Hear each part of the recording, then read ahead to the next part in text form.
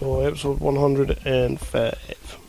Been a while. It has been a while. It's been a while. Oh, don't do that again. Okay, you so did that last time. So intro.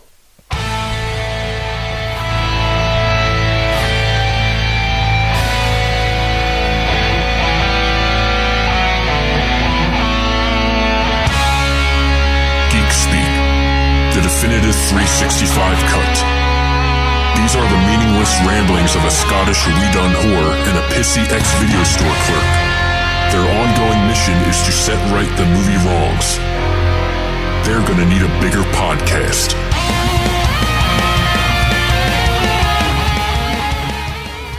Hello everybody and welcome to episode 105 of the 365 Flicks podcast. We are back. We are back. It's been some time. It's been a weird couple of months, It has. To be fair, it's all your fault. It is pretty much all my fault, but you can't blame everything on me. It is pretty much all my fault. Well, it was your idea to do the fucking Infinity War thing. So. Yeah, the Road to Infinity War seemed like a good idea to start off with. We did okay with it. Guardians, Homecoming, Black Panther, and Ragnarok are, they've fallen a little bit by the wayside right now. But it happens. We both had all the AIDS. We did, yes. I mean, you had, a day and a half? 3 days, fuck you. 3 days. Don't bloody knock my misera. I had, a whole 10 days of just the pure swine flu / foot and mouth / AIDS, SARS virus. I had it all. And then I've still got a cheeky little cough. I know you do. Yeah, but that'll go soon. That will go soon. Well, if it makes you feel any better, I am feeling fine. Well, no, that doesn't make me feel any better, so screw you. But we are back, and we're back for good this time. No more month fucking in between regular episodes. In a twist of separation, want you back for good. You said I couldn't sing the other song, so I sang that one. Not like a bit of Take That? Is that what that was? I think so. Alright. The Brits won't know who Take That is. The Brits won't? No. So I am Kevin, your pissy ex-video store clerk, and the man sat next to me is... I am the 2017 Brit of the Year, or Floppy Award-winning Brit of the Year. Don't want to get carried away. Yeah. And Scottish Weed Whore, and unfortunately former 365 Flicks champion, Chris. Yeah. Can I ask you a question about this? Because the fans don't know this, but we do a fantasy league. We might have mentioned it a couple of times for the old wrestling, right? So I was Team Raw, and I absolutely destroyed my bracket, right? However, I won mine by 1 or 2 points. Fuck off! By what, 10 points? It was like hundreds. No, I destroyed my bracket. All right. And to be fair, I destroyed your score as well. I wasn't that much far behind you. Yeah, but I still destroyed your score. So, technically, I destroyed everybody that was in our bracket, right? So, bracket league, in fact, just straight up league, because I'm awesome. And that was from the word go till the word stop. So, yeah. How does Matt get the belt and I get literally fuck all? Because the league wasn't for the belt. But what was the league for? Just because. Yeah. So I had the full stress aids. You had all the stress aids. I had the stress aids get the belt. for a full year. Not because I was going to get the belt, just because I wanted to win. Well, you won. By a clear landslide. Yeah, so you won. So what's your fucking problem? I don't have a problem. Well, I don't seem to have gotten anything out of it. Yet some Canadian has managed to take 365 belt off you. Not me, you. Mm-hmm. Well, I was the champion for, ages. Yeah, I get nothing. I feel like I should get the first 2 picks in my draft.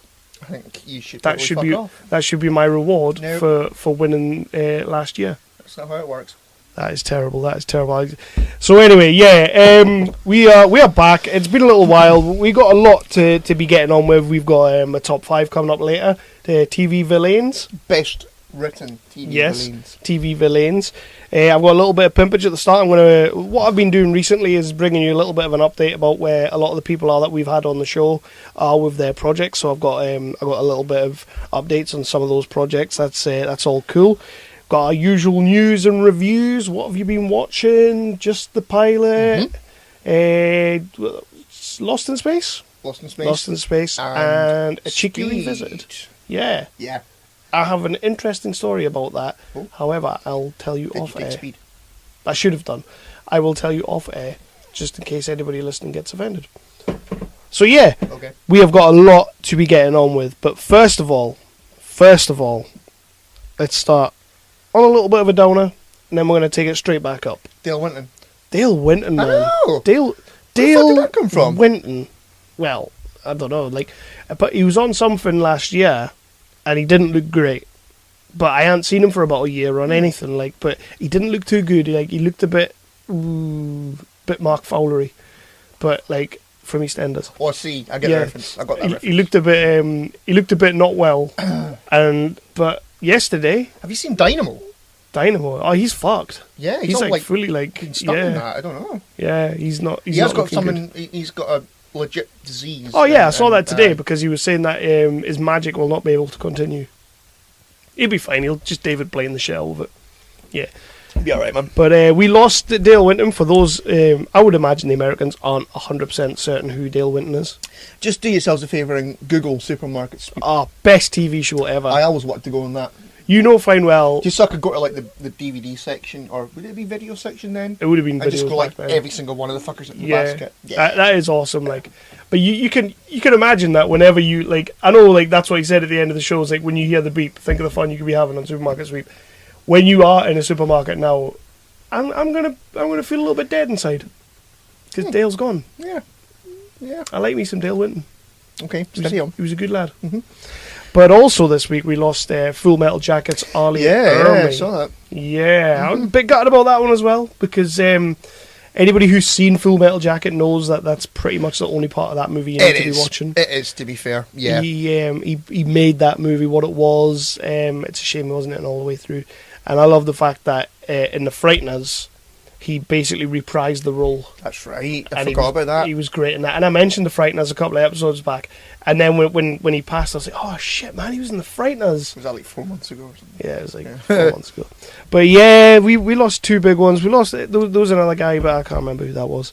So yeah, let's get into the episode. Let's do it. Before we get to the news, I've got a little bit of pimpage. I'm going to bring you some news on where some of our buddies are right now. Go for it. Starting with Dom Lenoir and Matt Hookings. They've had their Winter Ridge premiere at the old, it was the Independent Film Festival? London Independent Film Festival. Yeah, they did a bit premiere there where good pal Toby Osmond did a quiz. That's right. He tried to rope us in it. I'm not sure how that was going to work. I don't know what he was actually wanting. Yeah, I think Did he want us to host it by Skype or something? I think we were meant to go down there and host it with him. Fucking hell. But if you're going to pay for it, Toby, we'll be down there. We're north of the wall, man. We are north of the wall. Cos Greenup had his premiere of Dark Beacon, and that went really well. He's sold out on that. They had to put on a second showing, so Dark Beacon's gone down really well. You can get Dark Beacon on digital download on all the good streaming sites.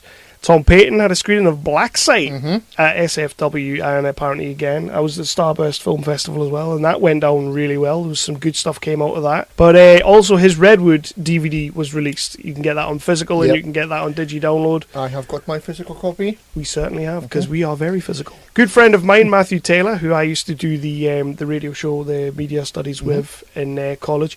His movies, he's got 2 movies that have just been released, one called Transition and one called Train Set, both available on download.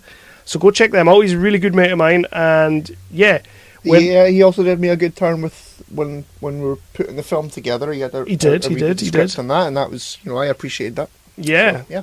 He's a good lad, and he was always like, when I was at college, because you know me, I just dick about when I'm doing things like this.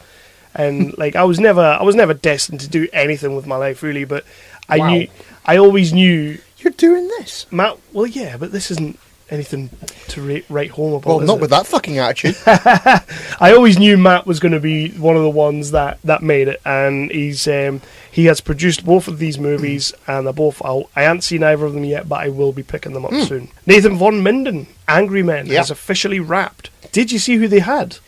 No. They had some last-minute cast additions for the last few days. Mr. Dean Cain Nice. From nice. Lois and Clark fame. And Mr. Glenn Morshower. You may remember him as Aaron from 24. Oh, okay. I'm in. I know, right? Yeah. As soon as I saw, Glenn Morshower, I was like, fuck, yeah, I'm watching that. I mean, yeah, Dean Cain's cool, but Glenn Morshower? Aaron, come on.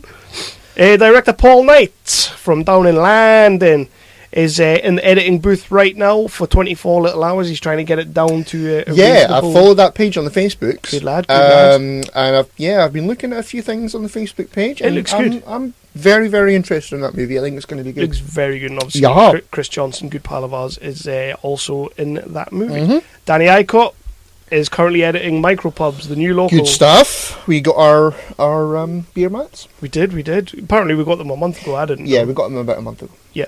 And to finish off on some comic book news, Andrea and Roberto are they're going into print on Shepherd Volume 2.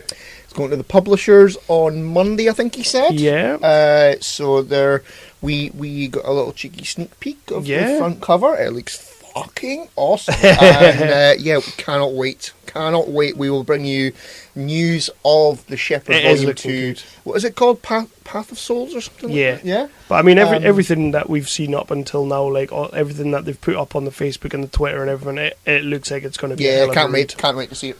And Daniel Farrand is about to release issue 2 of The Untold. Yeah. Finally. Yeah. And you know what? They've had a bit of a time. They've had a bit of a time with that book. You know, behind the scenes family stuff and all that, and it's been a bit of a ball ache for Daniel, I think. But they've come through. The book's looking great, and it shall be heading our way soon. Yeah. You know, I should ask him what happened to that. You know, that collection of stories he was putting together. Oh yeah, his was the Army Dog, wasn't it? Yeah. It got funded. It got funded very quickly. I think it'll still be on the burner. It'll still be on the go. Don't worry about that. It's coming. That's fine. Yeah. Let's get us into some news, some biggity big bang bongs. I'm done with the pimpage. Would you like... Actually, no. Wait 2 fucking minutes. 2 minutes. Yes. You've got pimpage to do, my friend. You thought you were getting away with that. Oh, yeah. Alas. Yeah. Yeah. Well, it has been a while. Aye. It's been a minute. There's no way in hell I'm remembering all the networks. You're going to have to go for it, though. I'm going to go for it. I bet you remember more than you think you will. Okay, let's do it. Go for it. I'll count. Don't derail me. Okay, I won't. Go on. Okay, look for us on the Facebooks and the Twitters by searching for 365 Flicks Podcast. You can subscribe to us on iTunes. Don't forget to leave us a cheeky 5-star review because it makes us feel good. And Kev needs a bit of that right now. I do. Bless him. I know. You can also follow us on the Spotifys, and you can also subscribe to us on any other third-party podcasting app that you will find on your phone or whatever. You can find us on a few cheeky networks. We are on the Tangibout Network. We are on the Wicked Radio Network. We are on fucking Weeby. Don't do that. I'm just helping. I'm helping. No, okay. I'm not having that. No, because you'll take that away from me. Okay, start again. I'm not starting again. We Be Geeks. Thank you, Kevin. Yep. Okay, Christopher. Our British home, the awesome nerdly.co.uk. We are on hashtag Potter Family, hashtag Brit Pod Scene, and a new one that I've bloody forgotten. A new one? We got onto a new one, didn't we? This is Geeks Worldwide. No? Oh yeah, Geeks Worldwide. We're on there. Yeah. Okay. Yeah. So I didn't forget it. Kind of. They love us. Yeah. Not anymore. I think. Not anymore after that. Have I left any out? No. Yeah. No? I think that about covers it. Did you tell everybody about the 5 stars on iTunes? Yes. Yep. Or 1. It's up to you. No, 5. And we're also on Spotify. Yeah, that too. But Did you say that as well? I wasn't really listening. I was looking at my Jason Momoa statue. Oh, that's ignorant. Ignorant. Nice. Okay, so the Big Ben bongs are on their way, and we're going to go straight into some news.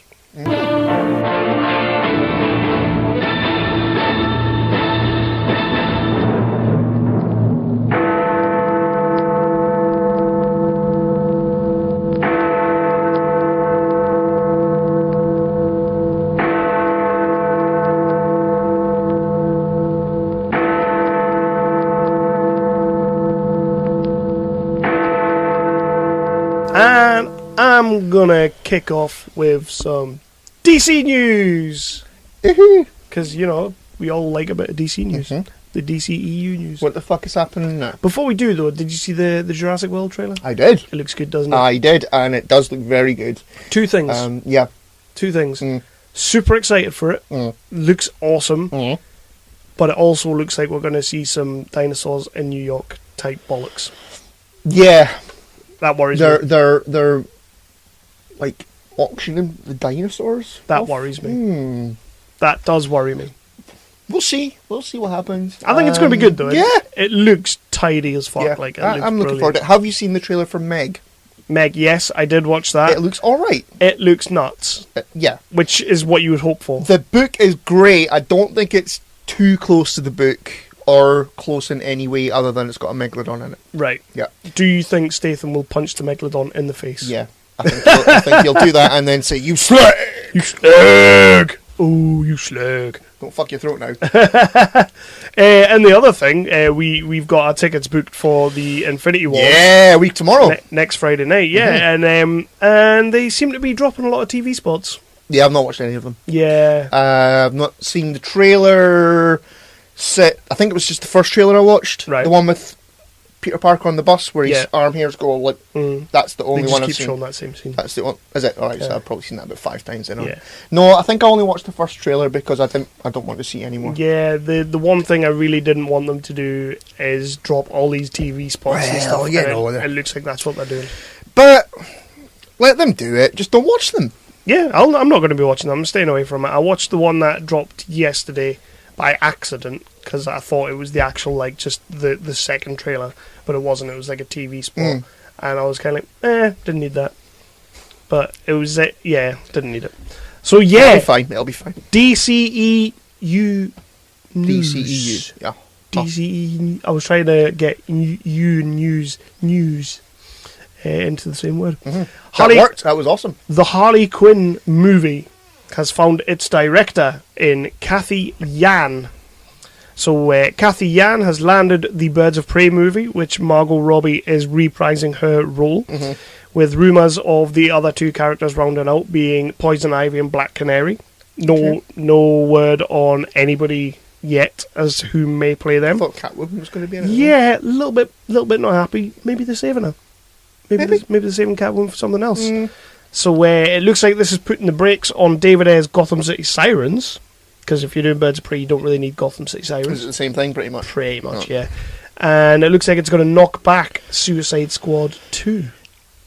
I thought that was coming out like this year. So did that, but it looks like it's been pretty much the brakes have been put on and it's getting knocked back a little bit because DCEU, Warner Brothers DC, have basically said that they want this to be their next movie. Oh, right. Obviously, we've got Aquaman coming later this year, but they want the next big project to be the Birds of Prey movie. Right. So what does that say about Batman? I think Batman's fucked. Batman's fucked. We're not getting the Batman or the Bat of Gotham or Sons of Martha. Yeah. We're not getting it. I would totally. It's not going to happen. I would love a Sons of Martha band. Affleck is going to bail. Don't blame him. Yeah, we're not getting it. No, I think it's very unlikely. Matt Reeves keeps on saying that he's working on it. I genuinely, right now, I kind of feel like Matt Reeves is waiting for, like you say, Affleck to bail. Yeah. And then he can do whatever the hell he wants. Because I think with Affleck still being in there, and I want Affleck in there as the Batman, because I think he's a great Batman, he's a great Bruce Wayne, but I feel with him still in there, Matt Reeves is maybe having a hard time with it. Aye. It's just the whole thing just after Justice League for me and the whole Warner Brothers execs pushing it through because they wanted their bonuses. The whole thing. I can't wait for Aquaman. I will see Aquaman. That's going to be the nuts. Yeah, I hope so. All right. But I just think that the whole thing feels a little bit toxic for me at the moment with that shit. Yeah. So I wouldn't blame Affleck for ditching it at all because it's just been negativity from the fucking internet. Yeah, basically, yeah. So, who is Kathy Yan, I hear you asking? Who is Kathy Yan, Kevin? Yes. She's nobody, really. All right, brilliant. She's done she's done a couple of short movies, and in 2016 she did a movie called Dead Pigs, which I didn't see. Yeah, that's who Kathy What was Yan that is. Dead pigs, I'm assuming. I don't know. But more DC news, and you might like this one. It seems like Steven Spielberg has chosen a camp. Yeah! This is a weird one. Okay. This is a weird one. Yeah, I did read the headline about that. Yeah. So Steven Spielberg is being eyed up for a DC project, and he's eyeing up a DC project. He's very much up for doing DC's adaptation of Black Hawk. I have no idea who Black Hawk is, but that's not usually a bad thing. Yep. But when I read the little synopsis of what I'm about to read you in a second, this is probably a good jumping on for Steven Spielberg if he's going to do a superhero movie. So in the world of comics, Black Hawk is a wartime adventure series focusing on the titular Black Hawk, who commanded a squadron of ace pilots, also known as the Black Hawks. Ooh, I like that. Or the Black Hawk Squadron. The squadron would battle the Axis powers, as well as more fantastic supervillains and war machines, such as memorable shark planes, which could operate in water as well as in the air. That doesn't sound like a bad project for Spielberg. I like that. Like, for someone like Spielberg, who we know can do the war reaction chops, he's got it in spades. I'm tempted to think that this could be a good one for him. Maybe give it a little cheeky 15 rating or something. 15? Alright, yeah. What the fuck did you think of I it? have no idea. By a 15 rating. I don't know. What is the matter with you? I don't know, I'm a piping hot mess. But yeah, if Spielberg's going to do a superhero movie, which, fair play, he might as well, why not? Yeah, why not? Give it a go. I mean, he's done everything else. But of course, Warner Brothers are happy to have him on board. Obviously, because they made a shit ton of money off that last one. What was the one he made? He just Ready Player One. They've made a shit ton of money off that. Not as much as they hoped, but they've made a shit ton. But this will only happen once he's done Indy 5 and his West Side Story movie. Isn't Indy 5 Disney? Indy 5 is... Well, yeah, but it's a Spielberg, isn't it? Also, Spielberg's saying he won't do that Pretty until much. Indy 5. I thought you meant Warner Brothers was saying He's that. got his two projects that he's going to be doing before he does this, which is Indy 5 and West Side Story. Don't need a West Side Story. West Side... Okay. Don't need it. Loved the original. Don't need this. I've never seen the original. I'm not going to... How would you like some Triple X news? Yeah, read this. I was close to tears.